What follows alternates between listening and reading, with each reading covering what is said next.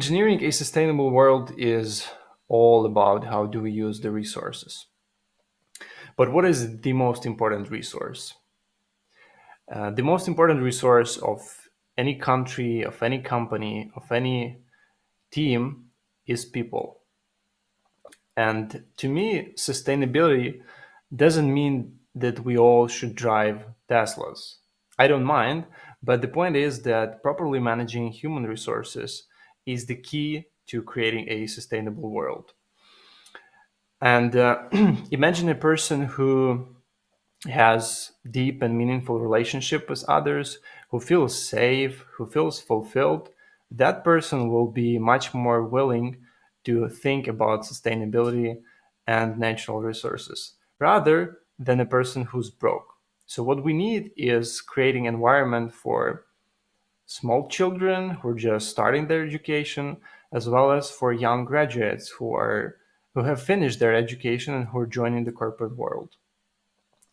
There is this quote that says, "A death of a man is a tragedy. The death of millions is a statistic." Probably that's why we don't care about such statistic as school dropout rate in our countries, because it's just a statistic. We don't usually care until our children run in trouble. We don't care until our children come home and says, I don't know what I want to do with my life, and I don't believe school will help me to figure that out.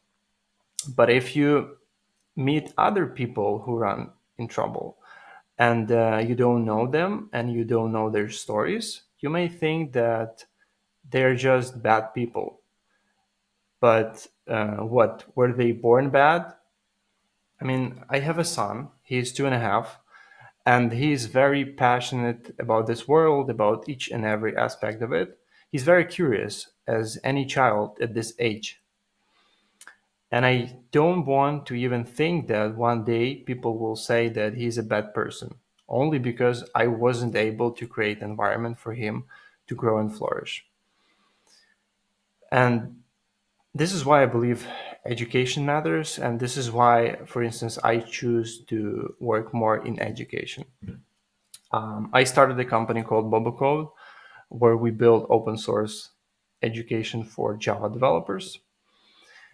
And in Java world, a lot of things, a lot of interesting things are going on. And Hibernate is a known word. In fact, Hibernate is one of the most popular and most widely used Java frameworks, even now.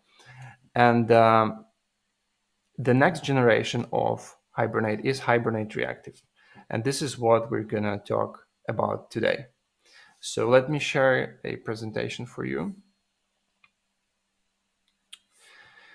So our agenda for today is the following. We will discuss problems we have with Hibernate ORM right now.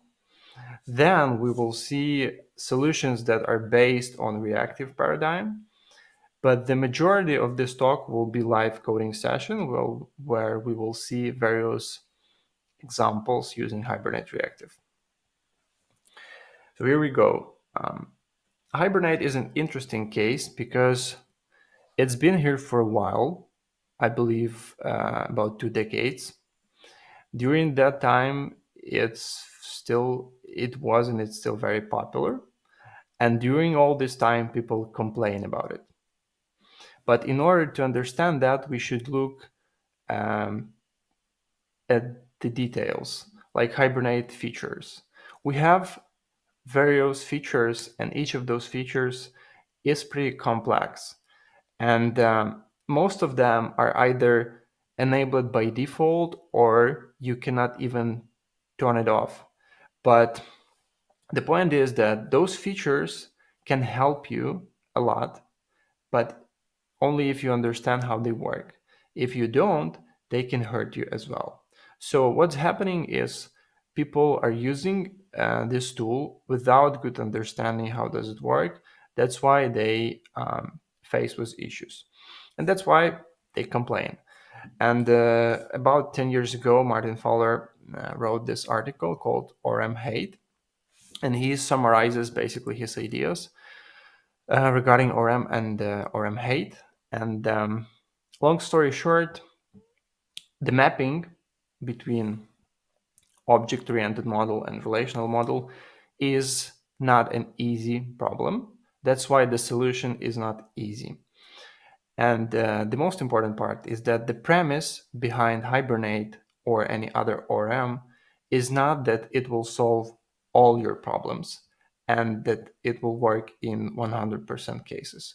The premise behind Hibernate and other ORM frameworks is that it will solve most of your problems and it will work properly in like 80% of cases. But in those 20% of cases, you need to have deep understanding of the ORM and of the underlying database. So what's happening is people start using this tool for real projects and they don't have deep understanding of its internals. Therefore, they very quickly meet one of those cases from those 20% and they got into troubles and start complaining. So the point is that if you want to use the tool, you need to understand how does it work. And the better you understand it, the more you know how to use it effectively. The less you understand it, the more chances you have to face with issues. So I recommend reading this article if you haven't yet. And then we move forward and we'll see how the Hibernate is being used in real applications so far. So I chose a typical stack with Spring Boot application, and we will see the stack and the workflow inside one application. So suppose we have an application. It gets deployed to Tomcat servlet container that is running inside some JVM on some server. Inside an application, we typically have some controllers in order to build some API. Also, we have services in order to implement some business logic, and we have persistence layer that is connected to the database. I chose Postgres here because we're going to have code examples using Postgres. So how does the persistence layer look? In order to call the database, we need a JDBC driver, but we also need some kind of a connection pool because we need somebody to manage connections for us. On top of that, we have Hibernate ORM that gives us an ability to work with data as with objects, so we can store, fetch, update objects, and then ORM, in this case Hibernate, transforms all of those object state changes into SQL queries. And on top of that, we have Spring Data JPA. Spring Data JPA even more reduces the boilerplate code and provides us various useful features for building persistence layer. And since it's a Tomcat, we have a thread pool. Basically, we have some number of threads that are waiting to execute requests. And whenever a client comes in and says the request, a thread is allocated from the pool in order to execute that request. The more clients we have, the more threads are used. And if in this case we have more clients, those clients will need to wait until one of the allocated threads will finish the request and will be released back to the pool. So we have this connection to the database where we send and load data. We may have also connection to other microservices. For instance, if we want to fetch additional information from other microservices. And we have this connection with our clients where we get requests from them and then we send the responses back. In all of these places, we have a blocking IO.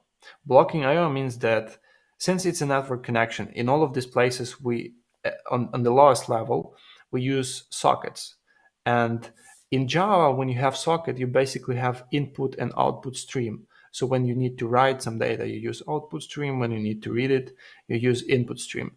And in all of those places where you, for instance, send the request to the database and then you load data from the database, during all that time, the thread that called that method on socket is blocked. That's why we can have issues where all threads are allocated for some requests. They are just blocked and they're just waiting for the IO device. For instance, they're just waiting for the database to execute query and then send data back. This is a quick summary of the issues, basically why the reactive programming emerged. And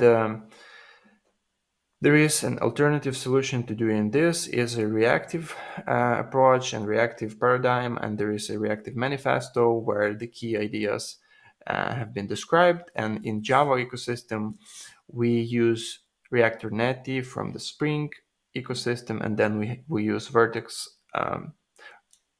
implemented by Eclipse, and it's widely used in Quarkus, for instance. Both of these tools are based on Netty. And Netty introduces this kind of asynchronous sockets that basically allow us to unblock the thread when working with I/O. But the main point here is that none of them used ORM before.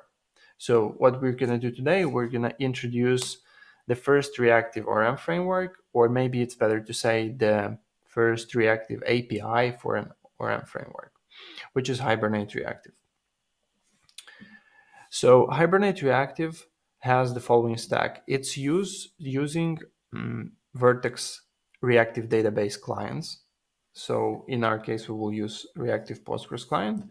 That is based, of course, on Netty, and using this, it will call the database asynchronously. Okay, so before we didn't use ORM because ORM, of course, is blocking, and Hibernate was using regular JDBC.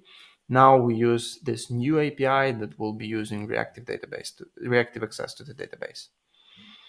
Before we start, a couple of things we should know in order to be able to work and understand those code examples. First of all, you need to understand the idea of reactive programming, and I assume you do understand it. Then we need to understand functional programming features in Java, and I also assume you understand them. Things like supplier, consumer function, by function, etc. And also you need to understand the API of completable future in Java because we're going to use it. So here we go. In order to make it simple for you to understand, I will create a brand new project. Let's call it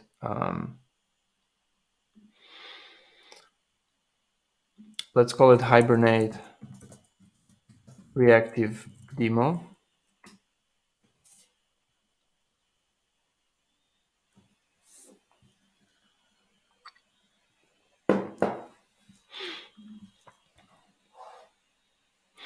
So, and the first step is dependencies. So if you're working with regular Hibernate, you need things like Hibernate core, and then you need JDBC driver. And in the reactive stack, we need similar things, but for the reactive Hibernate. So a sec, it's indexing.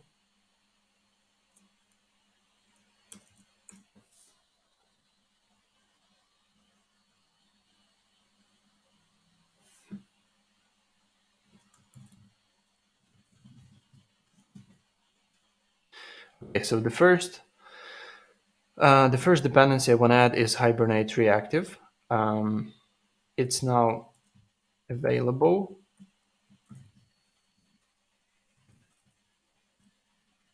Hibernate Reactive Core. So this gives us Reactive API. Then we need Postgres Reactive Driver. Of course, we need Lombok.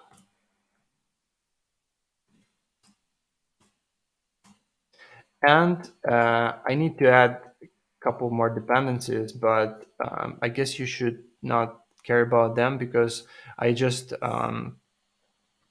started using a new version of Hibernate Reactive, and somehow some classes are missing. So I'm not sure why. I guess it should be a part of the Vert.x Postgres client, but without these dependencies, it's failing. So we will just add them.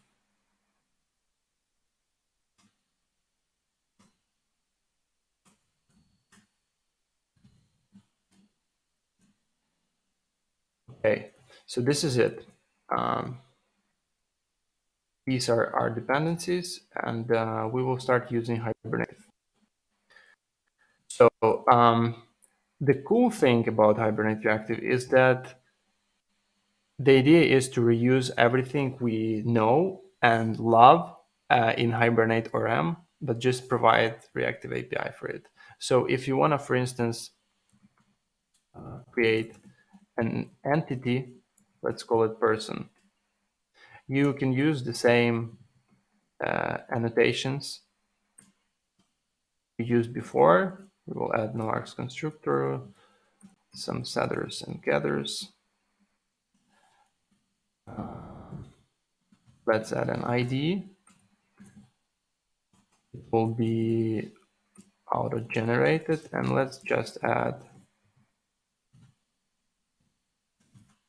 first name. Okay. Now, in order to start, we need to create a session factory. So let's create a demo app. And here we need to create a session factory. So in order to create a session factory, we need to know database credentials. I have this database, which is running in Docker. It's empty. And I have its credentials here. And the default place where I can put them using JPA is persistence XML file. So I will just do that.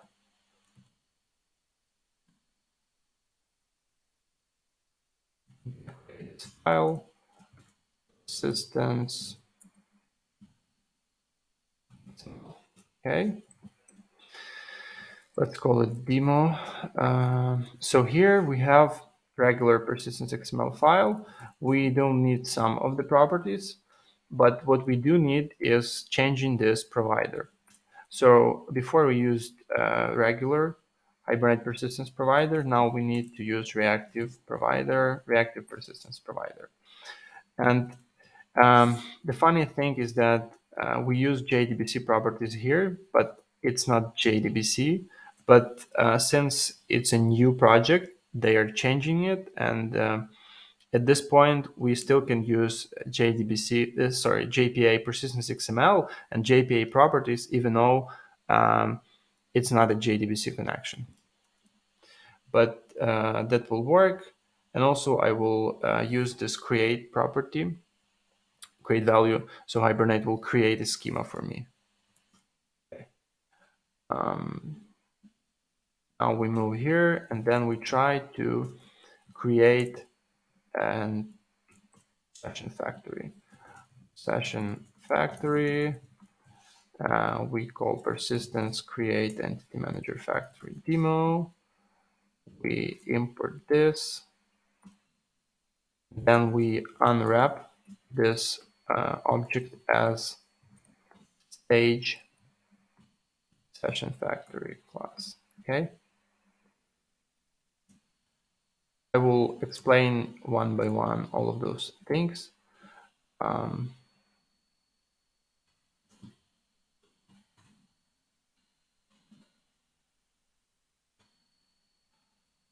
Okay, I need main method.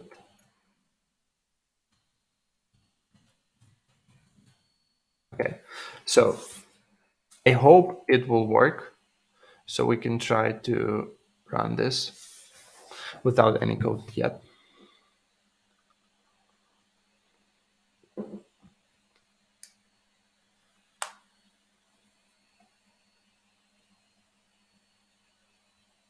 Okay, so as you can see, Hibernate created a sequence for us, and it created a table for us. So I can command this so it doesn't try to create it one more time. I'll check here. Yes, we have this table, person, and we have the sequence. Cool. Now we'll try to use all of the Hibernate features we know. So basically we'll try to save, find, update entities. We'll try to use dirty checking, cascade operations, lazy loading, etc. And we will use this with the simple example so you can compare how the code looks using Reactive API. So the first step is we need to store a new record. For that reason, we will use Hibernate session factory with transaction. And here, as you can see, it accepts by function. So what we do is we implement this by function, having session and transaction. I want to say session persist, and I will add a new person here. Let's say it's Johnny. Okay, let's create constructor.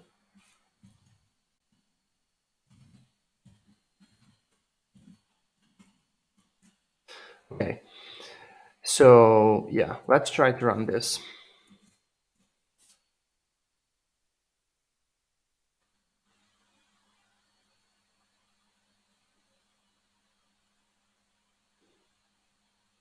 As you can see, nothing happens.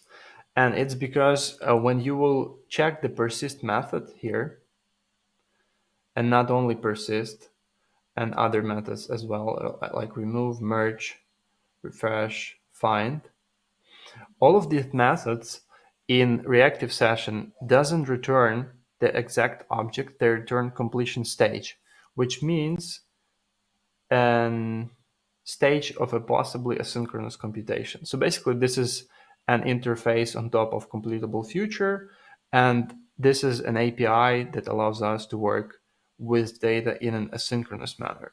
So here, in our example, we call this persist, but it was never called because the main thread and the application was shut down. So what we need to do, since this logic will need to be executed in some separate thread that is provided by Vert.x thread pool, we need to wait for it to be called.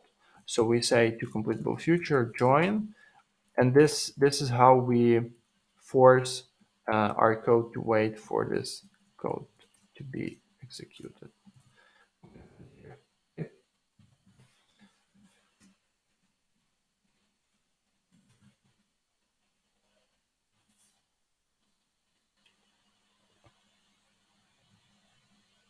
Finally, we have something. We'll store the person. It's in the database. Very cool. Now we will try to find it. Session find. We pass person and its ID. I believe it's one, right? Okay. Now what we can do with it, giving this completion stage or completable future, you have main methods, then compose, then apply, then accept. And you can use them in order to declare what you want to do with those data. So if I want, for instance, to print it, I say then accept, and I pass the consumer. When I will have that person loaded, I want to say person get first name to be printed, okay?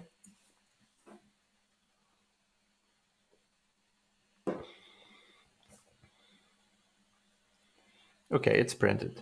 Let's check if dirty checking works and if we can do the update. So according to Hibernate, if you have an entity inside the session and you change the state of that entity, Hibernate needs to change corresponding record in the database. So here we need to find this person, and once we have it, we can say then accept. Let's get rid of this. Accept person set first name reactive Johnny. Okay. If I will run this,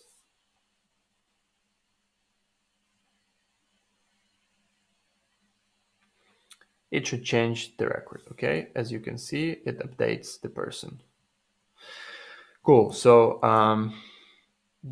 dirty checking works, but these examples are very simple. So in order to see something more real, we need to add at least one more entity and then implement relationship between those entities. So I'm going to add a node here. So this will be my entity with no args constructor, getters and setters. And it will have ID as well. And generated, and it will have, for instance, so this is it. Plus, this node is related to a person,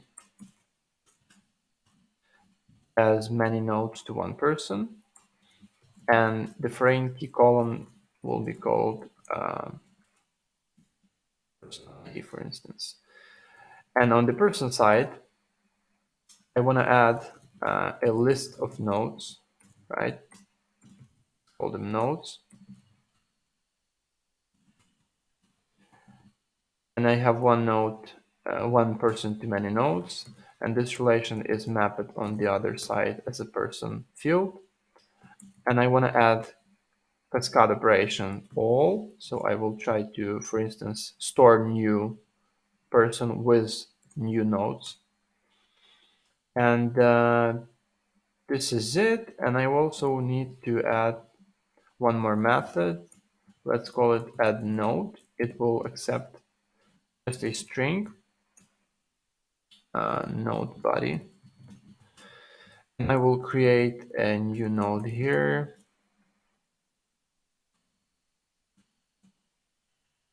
Let's add a constructor here. I will add a new node here.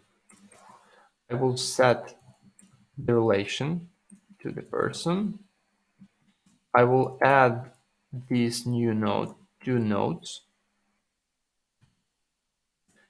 and I will return the person. Okay.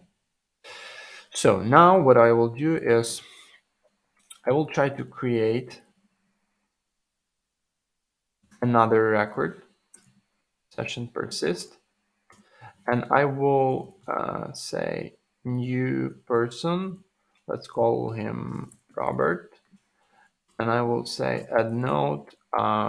This code drives me crazy.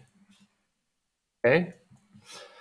So what we are going to check here, we will create a brand new record for person, and then we will add a new node to it. And then we will call persist only on this person record. And we'll see if Hibernate Reactive will be able to store new person as well as new node added to its collection because of this cascade operation. Since cascade all, we can put cascade persist here, but let's use all. Okay. What does it do? The cascade operation basically does the following: when we call persist on the person, it checks its relation, and if the cascade is persist as well, it calls persist on that relation. So we don't have node table, so I'm gonna go here, change this, rerun. Yep, done. So let's check the database. We have two persons and we have one node. Okay, that works. What's next? Now I want to add one more node to the existing person. So what I can do, I can load a person and then call add node. Or if I don't want to load a person, I just have its ID. So suppose I want to implement a feature where I add a node by person ID. Suppose I know ID, it's 4. Robert has ID 4. And having 4 ID, I want to add another node. How can I do this? In Hibernate, you can get a proxy of an entity with only primary key set. So if I have primary key ID, I can create a proxy wrapping that ID, and then use it in order to set the relation. So what I'm going to do here, I'm going to do the following. I will create a new node. Okay, and I will return it. So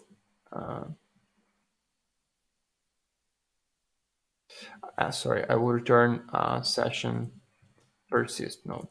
Okay, so but here let's say node dubbed, this will work. Okay, I hope you support me.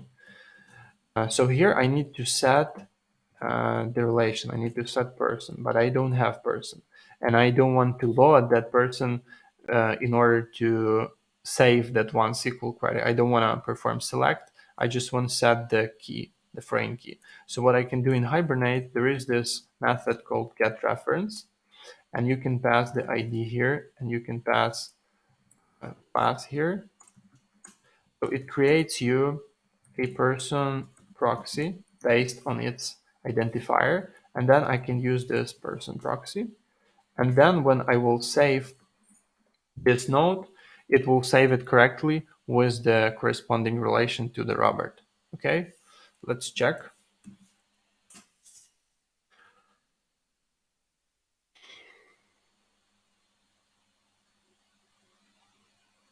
Yeah, as you can see, we did not select Robert from the database. We only performed one insert. So checking nodes, everything is good. And what I want to do now is I want to print how many nodes Robert has. So I will say find person 4. And I'm going to do the following, then except having person, I will say that a person get first name has get node size plus nodes. Okay, this is the logic. I just want to print how many nodes he has. Let's try to do this.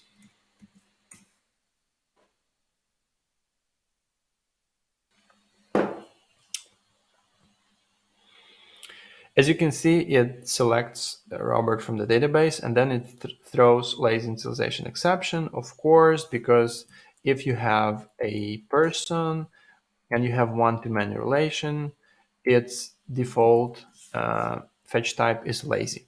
So this collection is lazy, which means it's not loaded when we load the person, and it will be loaded only when you call, when you access some data from that collection, as we do here, but it throws lazy initialization exception. And from the previous experience working with Hibernate, we know that lazy initialization only works inside the scope, inside the session scope. So maybe we need to get here and put it here, because with transaction, of course, means with session, okay? With transaction, of course, means with session. So we will have session here, and we put it here, and we hope that it will work.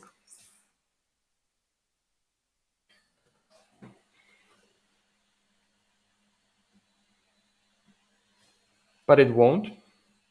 And truth to be told, that lazy initialization is the, I guess it's the only feature that doesn't work in Hibernate Reactive.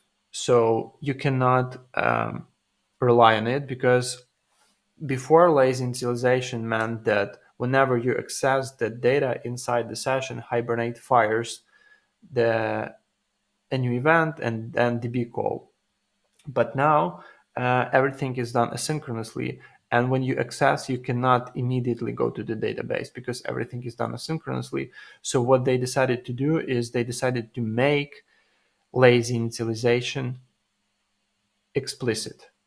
every time if you want to fetch the lazy relation, you need to fetch it explicitly. So what you need to do is we can move this here, we need to fetch it inside the session. And in order to do that, we need to say then except having person, I need to fetch. We can use session fetch, or we can use static method from stage fetch, okay, and then statically import it so it looks nice. Get nodes, okay. So this is what we do if we need to fetch lazy relation explicitly. Okay, and here I want to still keep my person in this pipeline, so I can use this then except here, but my with transaction will return me completion stage of void because I did fetch that returns me, because then except returns me completion stage of void. So I need to change this, and here's where the fun comes. So what I want to do is I want to then accept, instead of then accept, I want to then apply. So it's kind of a mapping, but it gives me a completion stage of list of nodes, but I don't need a list of nodes, I need my person here. So then I say fetch, then apply. Having those nodes, I still need to return person, but it still doesn't work because then apply gives me a completion stage of person, because then apply wraps person with completion stage, and then this then apply wraps this completion stage with another completion stage. Now in this case, I need to do then compose.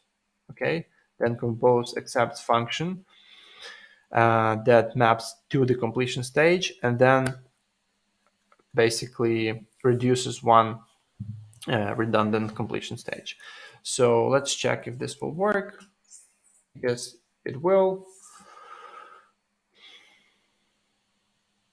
Yep. So Robert has 2 nodes. Okay, cool. And having fetched that relation inside the session, what we can do here as well, we can say then apply, having person add node, I need some, otherwise I won't be able to continue. Okay, so let's check if this will work.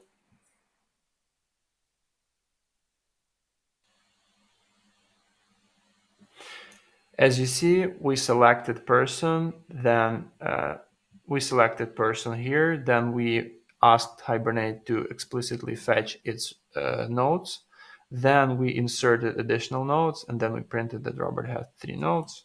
And as you can see here, it has he has 3 nodes. Okay, so this is it, and this is real code, and it's your call to judge it. So one important thing is that we're using completion stage and completable future here, but you have another option. You can use Unity. So in order to use Unity, you need to import other classes here. You can import session factory, Unity session factory.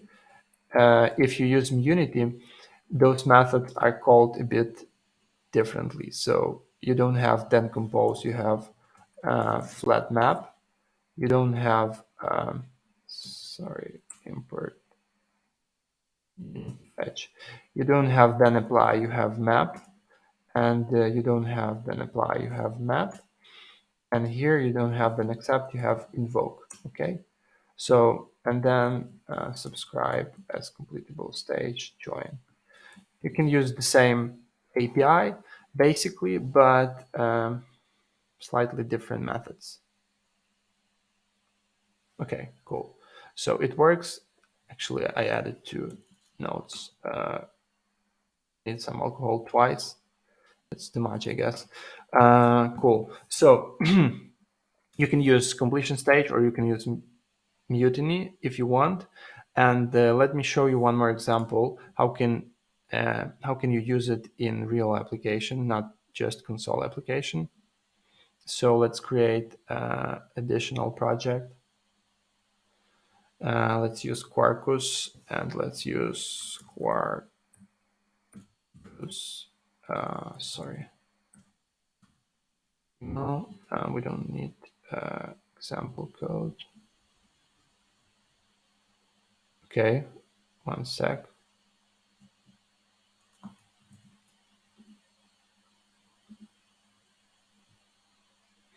Okay, I'm creating a new application using Quarkus.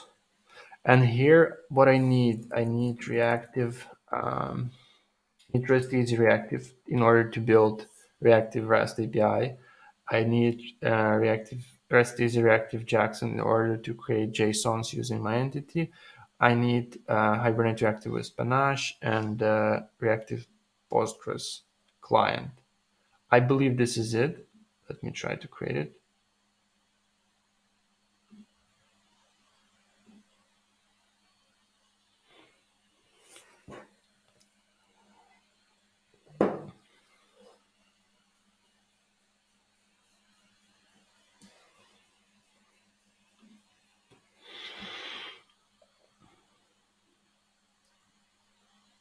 Okay, so I'm not sure if you're familiar with Quarkus. We had one talk, at least one talk on that yesterday. So it's a huge and powerful platform. And why I chose Quarkus for this demo, because it's all created by Red Hat, and basically Hibernate Reactive is supported out of the box in Quarkus, and you can easily create reactive applications using this platform and only this platform. If you want to use Hibernate Reactive for other platforms like Spring, you cannot use that. You cannot do that. Actually, you can do that, but you will need to manually implement all of those integrations. But here it's working out of the box. Okay, so let me try to a simple demo. I will want to have resources.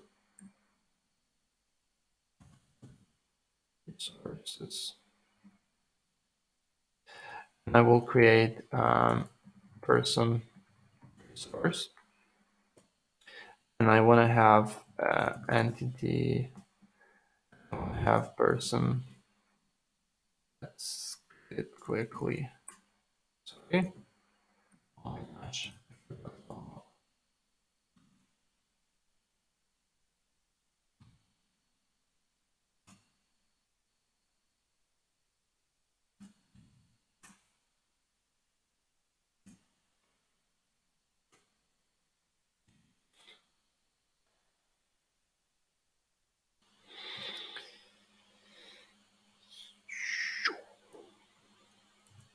Awesome. I now can use the Devoxx constructor. Maybe it will be faster to copy that, but private long ID and private string first name. Okay.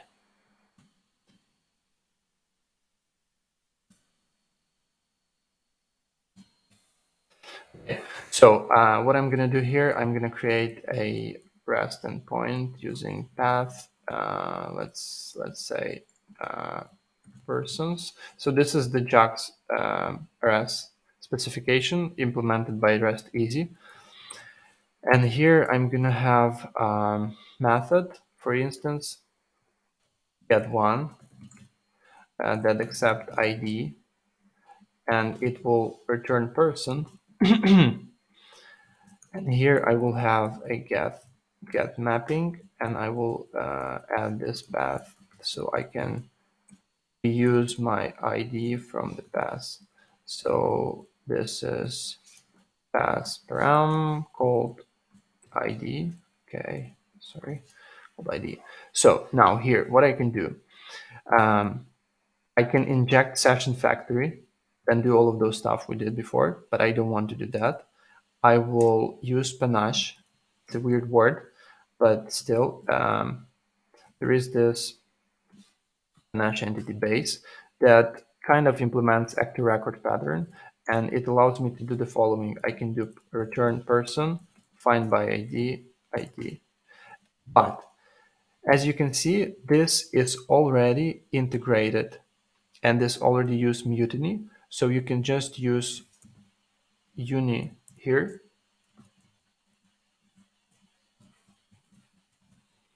and it will work. So basically in Quarkus, everything is already integrated. It has configured thread pool, it has configured session factory, and you can just use Hibernate with panache or without it. And I guess it will work. We can try to build it and run it.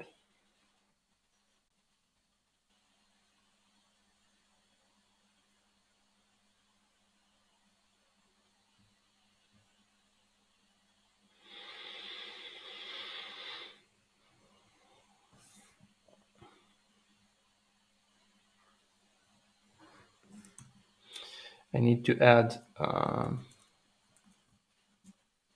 Quarkus demo app.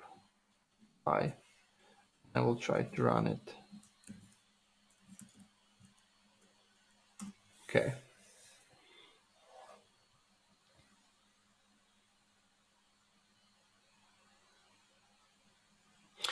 Oh, just a sec. It doesn't know my database credentials. Okay, so I need to grab this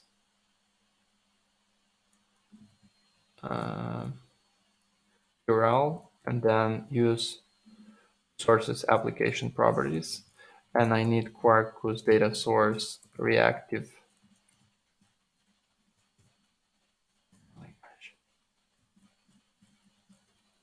Quarkus data source reactive URL, and I need Quarkus data source username. I need Quarkus data source password. Okay. Should work.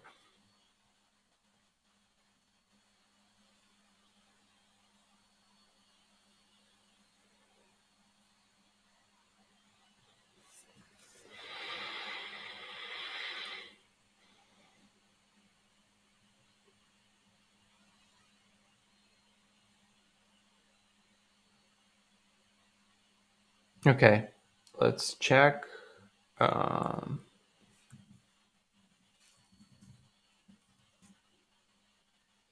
Yeah, it works. Okay, so you can also do stuff like public multi-person get all, and then return person stream all, and basically it will give you a reactive stream of all of the persons. And you can also use post and update in the same way. So the main point here is that it's all already integrated for you if you want to use it. Let's just check this one method and be done with that. Okay, let's check just persons. Boom.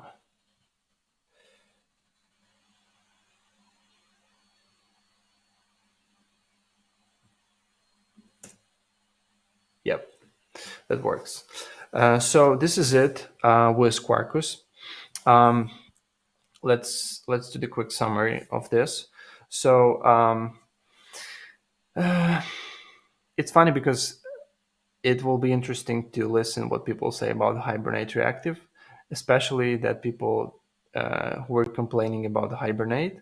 Now, when we have Hibernate plus Reactive, it makes code very interesting, and it's even more interesting to listen what the creator of Hibernate says about Hibernate Reactive. Actually, he is creator of Hibernate Reactive as well, and he says the following: It's bad, but it's bad in a tolerable way. So recently, guys had a stream on, I guess, Quarkus YouTube channel, and they were discussing Hibernate Reactive, and this is what Gavin said about Hibernate Reactive. So to summarize, it's the first reactive ORM. It adds complexity of the Hibernate plus complexity of the reactive programming. It's built on top of Vert.x reactive client. It's already supported by Quarkus. So if you want to use that platform, you can easily use it. And it's not supported by Spring Data. And I'm not sure it will be. So that's an important note. And the key question is, how does the future look like? So if you imagine yourself in 2025, for instance, ask yourself, will more people embrace reactive programming or will less people will use it?